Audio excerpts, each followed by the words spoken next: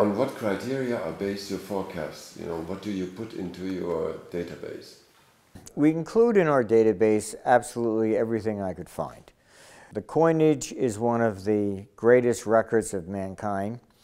So we were able to reconstruct the entire world monetary system, which is very fascinating because the Romans were the greatest secretaries.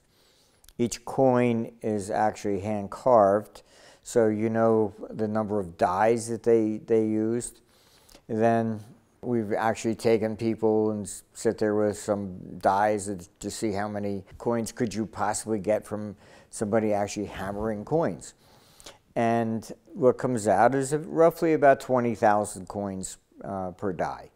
If you now know the number of dies that there were for each coin issue, now you know how many coins they produced. So it's rather easy in a way of putting together the world monetary system, provided you have the coins to do so. Then we have published charts on the silver content of the Roman denarius, and mainly, I think it kind of began with that, in the sense that there was a question I always had in my mind. How did Rome fall? Was it like a 747 coming in for a landing? Or was it a waterfall? Nobody really could answer that question. So we put together the monetary system and testing the metal content, the weight of the coins, etc.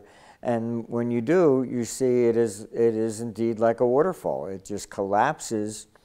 The Roman denarius goes from a silver content of about 65% down to almost zero within the course of just about less than 9 years. The migrations of man have been because of weather.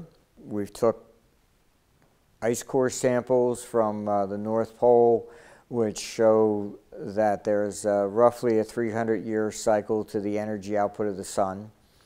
Many scientists now understand it, and you'll find articles on it. The sun is going to sleep, so we're heading back towards a cold period. Everything that we could possibly find.